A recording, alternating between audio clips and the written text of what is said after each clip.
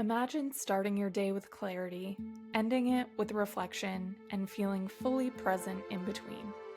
This is the kind of intentional living we're moving toward, together. Welcome to the Mindful Edit podcast, where we explore self-reflective questions, mindful habits, and small daily shifts to help you live with purpose, intention, and connection. I'm your host, Annette Furrio, founder of Season Journals, and I'm glad you're here.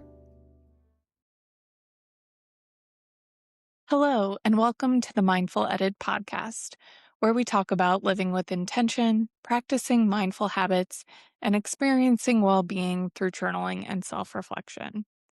I'm your host, Annette Furrio, founder of Season Journals. May is Mental Health Awareness Month, so I wanted to take some time today to talk about how some of the things we're doing here at Season Journals have been studied and shown to actually improve symptoms of two of the most common mental illnesses in the US, anxiety and depression. According to Mental Health America, over 42 million adults have anxiety disorders, and more than 22 million suffer from major depression. Today's episode will explore 5 habits that have been shown to improve overall feelings of mental well-being, all which have been studied fairly recently with really encouraging results. So whether you have your own story with anxiety or depression, or simply want to feel a little bit better, this episode is for you. Before we get into it, I want to note that the information provided today is only educational and does not constitute medical advice, diagnosis, or treatment. Always seek the advice of a qualified healthcare provider with any questions regarding a medical condition. Never disregard professional medical advice or delay in seeking it because of something you heard here today. So today I'm setting out to answer the question, what are some small everyday ways that I can actually improve my mental health and well-being? I want to focus on simple, doable, achievable things, and I want to share some data that backs up each practice or habit. Before we begin, though, let's take a few deep breaths to ground ourselves. Wherever you're listening from, go ahead and close your eyes if you're able to, and take one big inhale and exhale out through your mouth. Let it go. Next, inhale through the nose again, and this time out through the nose. Inhale through the nose, exhale slowly through the nose. Last one, inhale through the nose, and this time exhale out your mouth, let it go. Now go ahead and open your eyes as we start with a few positive affirmations. Feel free to say these out loud or to yourself, write them down in your journal. I give myself space to pause, slow my breathing, and reset. I notice what's good and let it ground me in gratitude. Even the smallest mindful moment impacts me positively. I think Mental Health Month is the perfect time to look within and check in with ourselves, to ask ourselves how we're doing, how we're really doing. How were the last few weeks for you? Last few months? Are you seeing any patterns or trends happening in your life? Do you feel pretty well? Do you need to reset or make a change?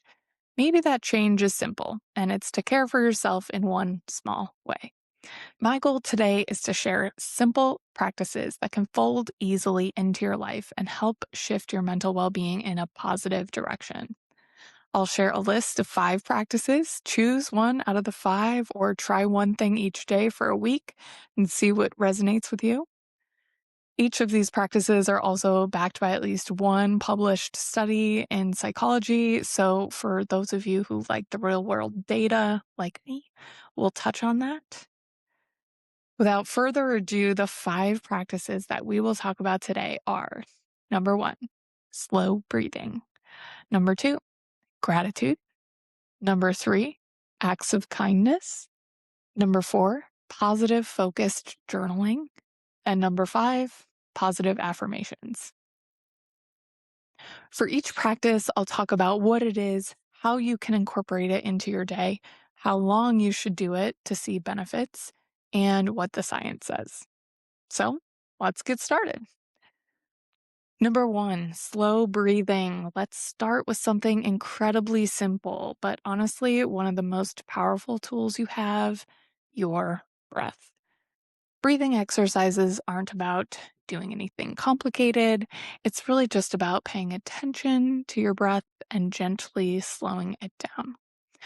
Most of the time, we're breathing pretty shallow without even realizing it, especially when we're stressed or distracted or even hyper focused. So, how can you do it? This can look like the short breathing exercise we do at the beginning of each episode. Just inhale slowly through the nose and exhale through your mouth or nose, and just stay with that rhythm for as long as you can until you feel calm.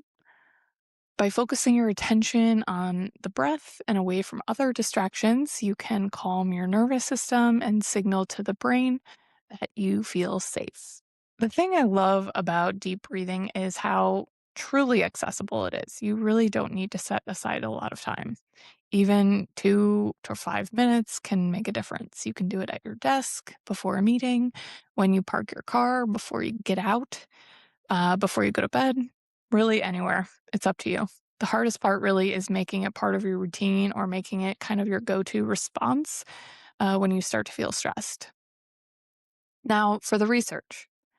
2024 meta-analysis looked at over 30 studies, found that slowing your breath, usually around 5 to 6 breaths per minute, so pretty slow, you can have almost immediate physical effects. Things like lowering your blood pressure, slowing your heart rate, and increasing heart rate variability, which is a marker of how well your body is handling stress.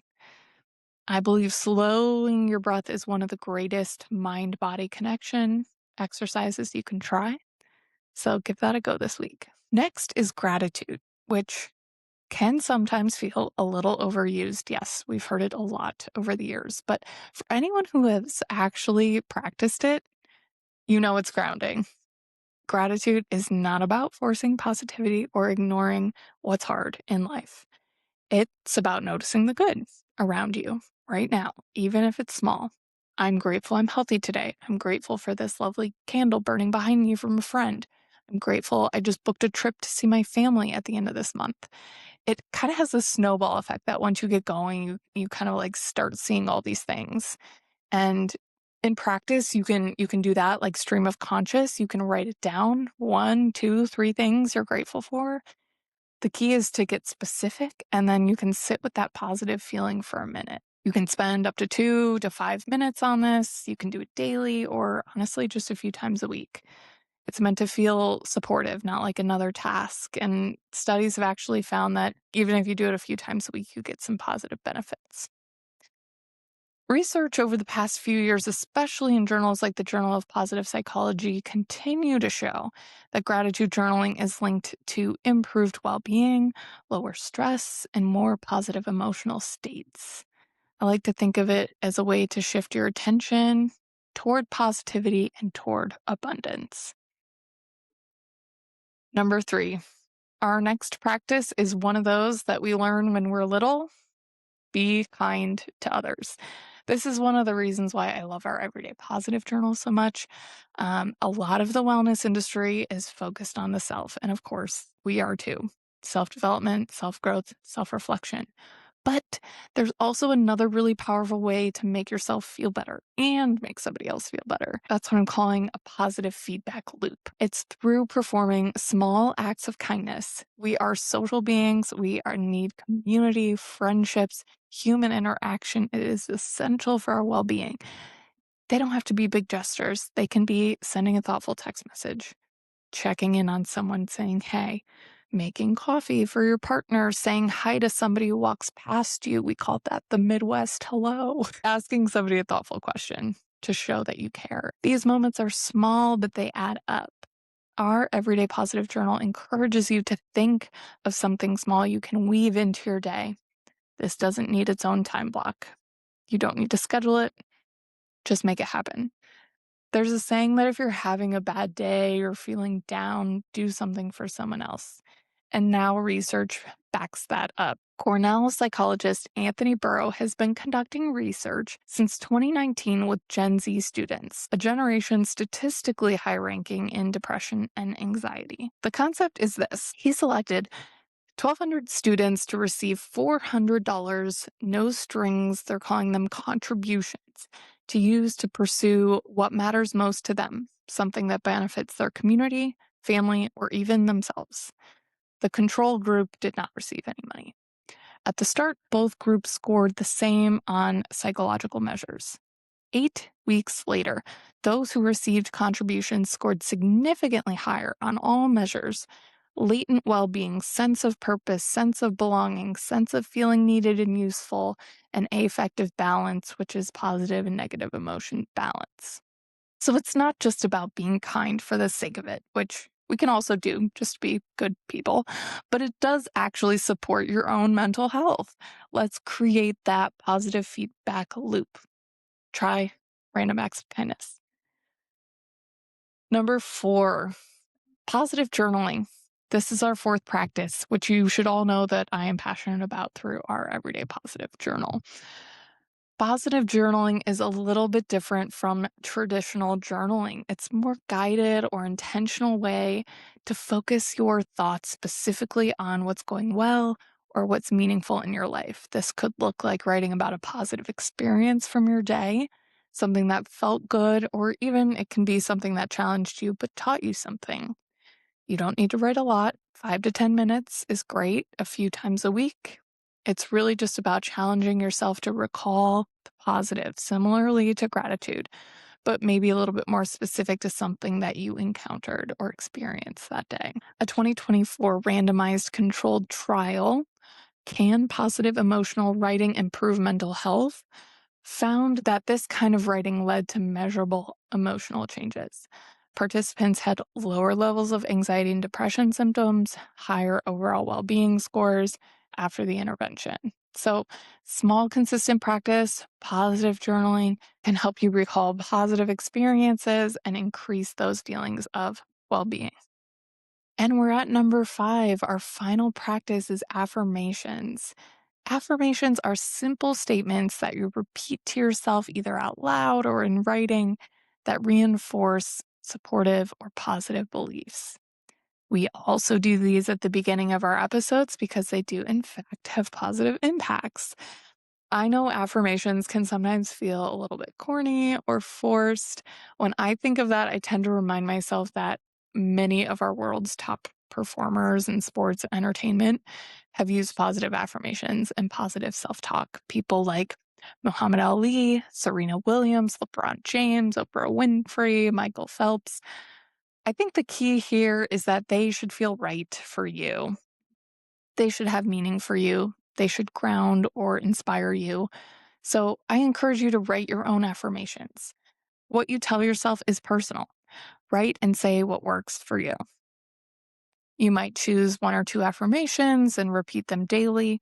You might have a specific affirmation before you do a certain task or activity. Maybe it's a big meeting, a presentation, a social event that you don't want to go to. The time commitment here is super low. Have some written down and then start using them as needed. We have some really nice affirmation sticky notes if you want to write them down and put them on your mirror. It's all that positive reinforcement. Saying it, writing it, seeing it. Now, for the exciting part for me, the science behind affirmations.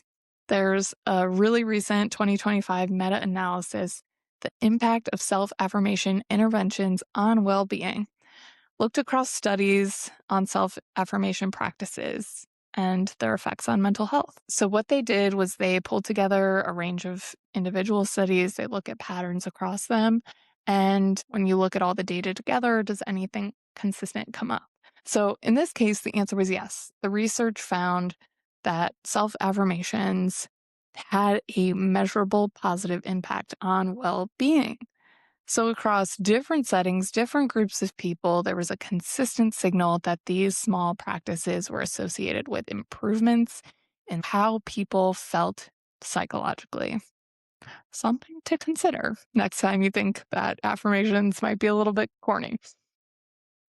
So, there we have it, 5 simple practices that have all been studied and shown to improve mental well being.